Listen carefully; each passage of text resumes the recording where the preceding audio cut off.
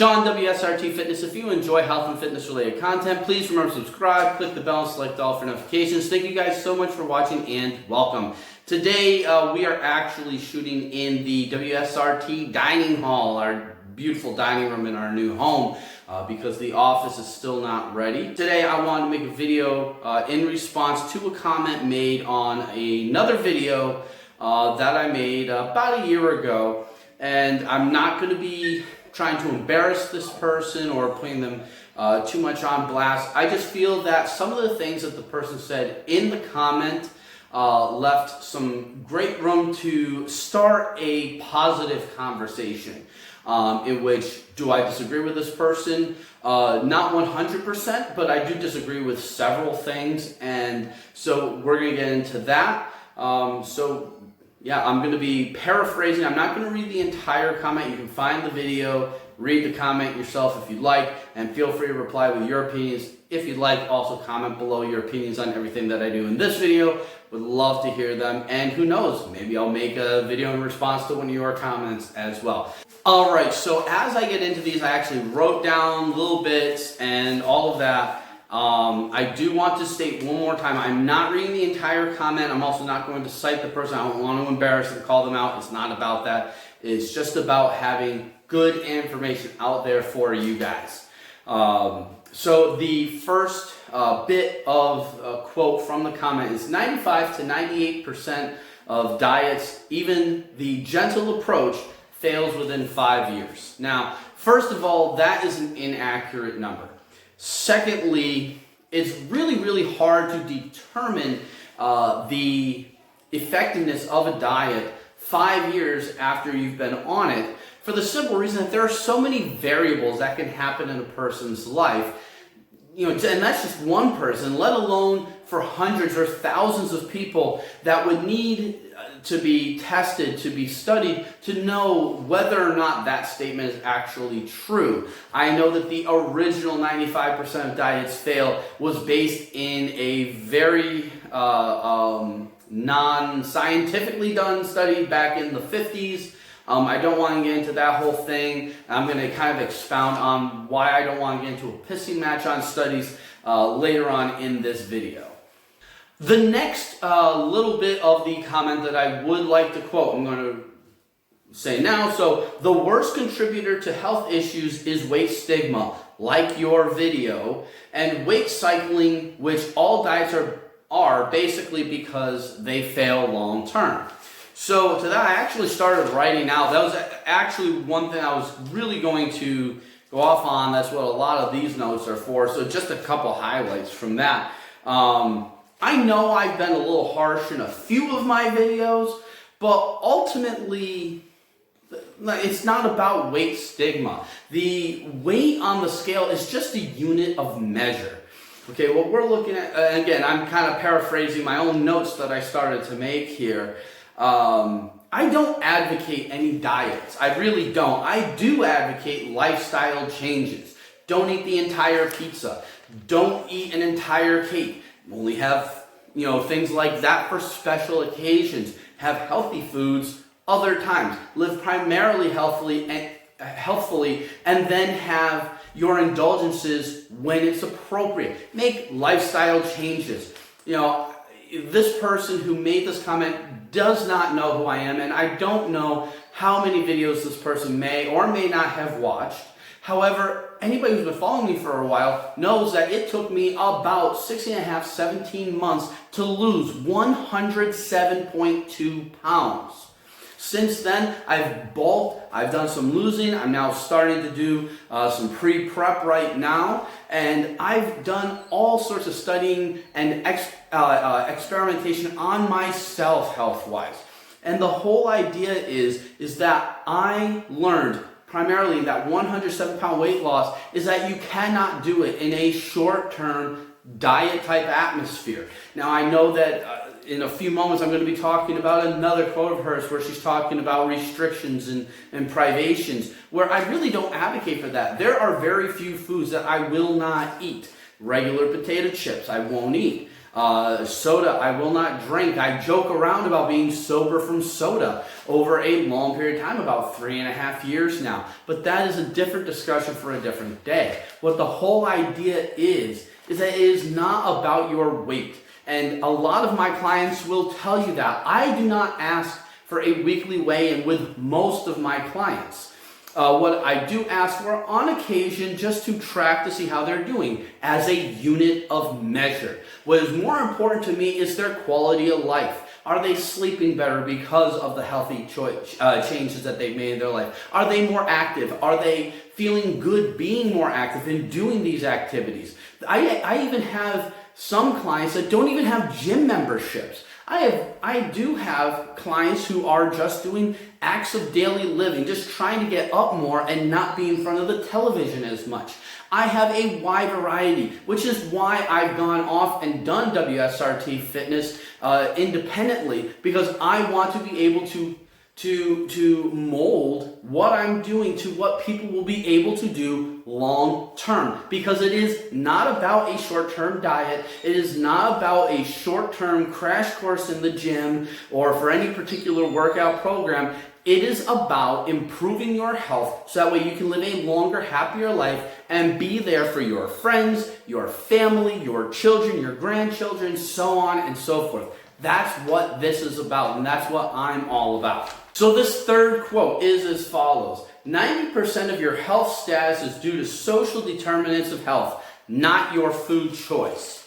So where I strongly disagree with this is that social determinants do not put food in your mouth. Social determinants don't really put a gun to your head and force you to eat foods that are not healthy. Okay? Social determinants do not create a caloric surplus or a caloric deficit. It is what you put in your mouth.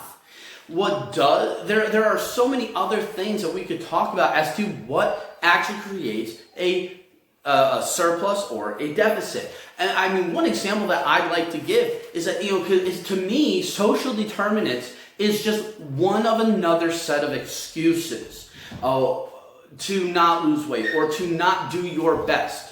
Okay, so actually 2 examples. When I talk about not doing your best, and I've talked about this in my Facebook Lives before, I may or may not have mentioned this in a few of my videos.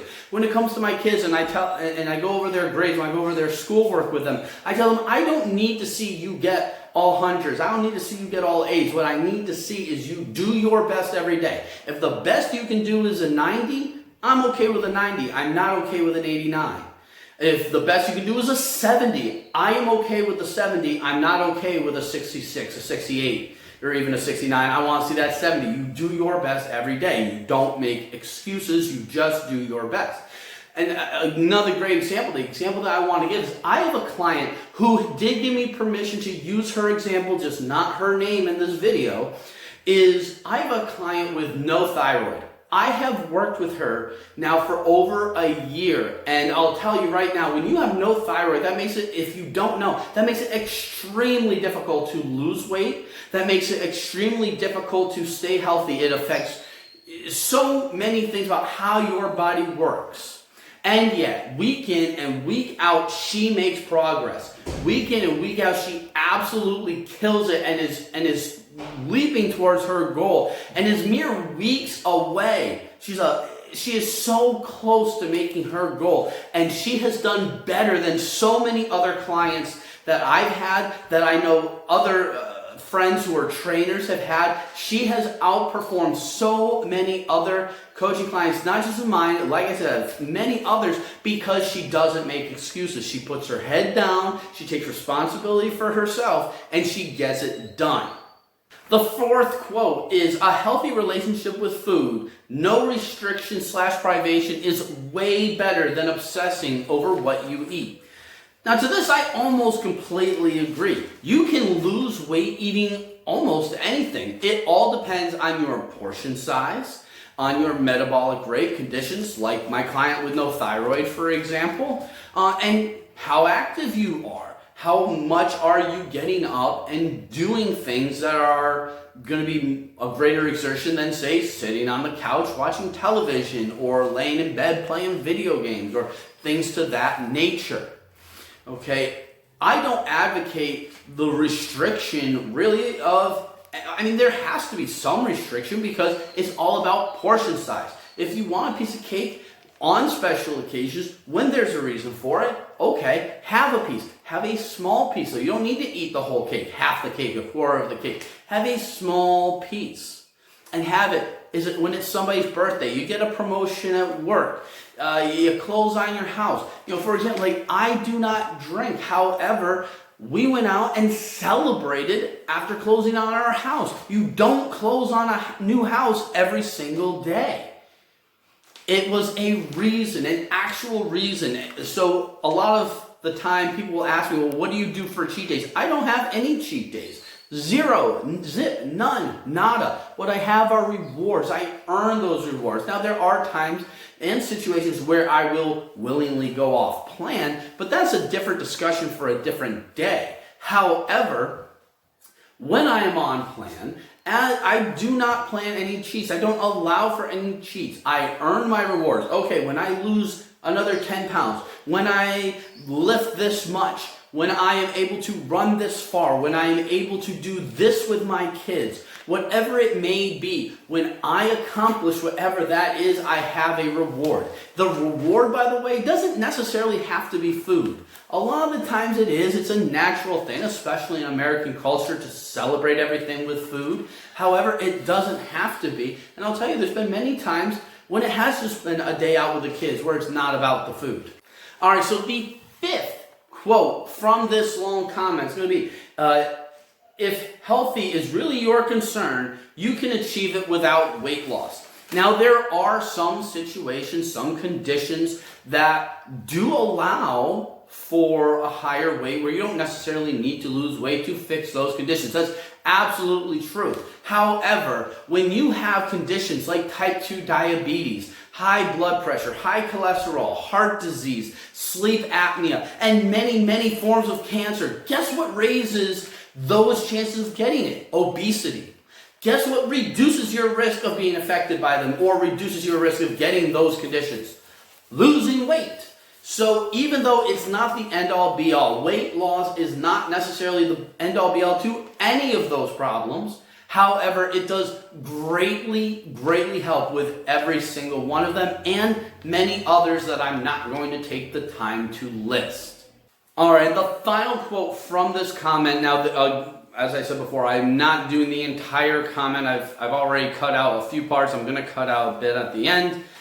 However, let me just get to this last quote. So, all the studies about weight being a problem for health is either financed by pharmaceutical drug companies that have interest to sell their products or done by people with weight bias. And to that, I say, well, in a lot of cases, you're absolutely correct. However, when you look at a lot of studies where weight isn't a problem, it's also usually bought off by some sort of a pharmaceutical company or somebody with a bias against weight loss.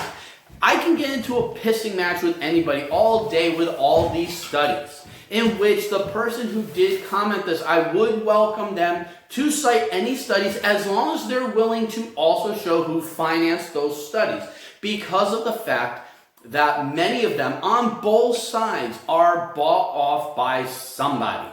Which is why it really doesn't matter to me. We can both argue, all the people out there who agree with the commenter or just want to disagree with me, and then all the people who do want to agree with me. We can pick the studies that we want to believe. We can pick the studies that we want to follow, and then we can cherry pick and just throw out all the other ones just because that's our bias. That's human nature. Truth is, my business, WSRT Fitness, is not about cherry picking data. It's about when you are ready to get healthy, when you are ready to lose weight, when you are ready to make positive changes to your lifestyle.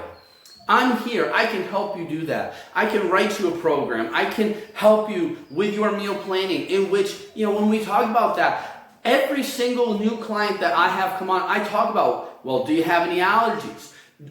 What's your favorite foods? What foods can you not live without? What foods can we take out? What foods are you okay having a little bit of? What foods that if you have them, you have trouble controlling yourself. And then how do we mold that around to be a more consistent and healthy lifestyle with your food choices, so that way you can get to the health level, pardon me, the health level that you want. That's what the goal is. That's what I'm here for, is to help you.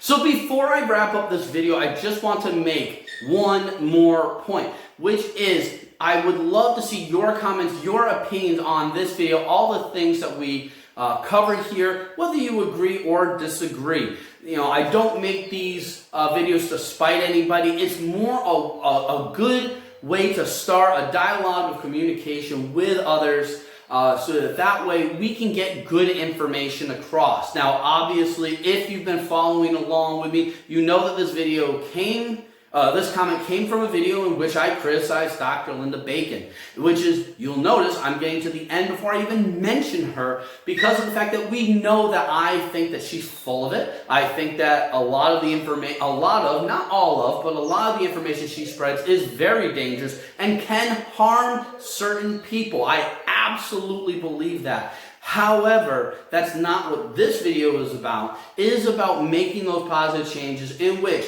comment below, join the Facebook group WSRT Fitness, or you can even email me directly, wsrtfitness@gmail.com. I would be more than happy to have any dialogue in any way, shape, or form with anybody, whether or not you agree with me. So with that all being said, I hope you enjoyed today's video. If you did and you haven't yet, make sure you subscribe to the channel.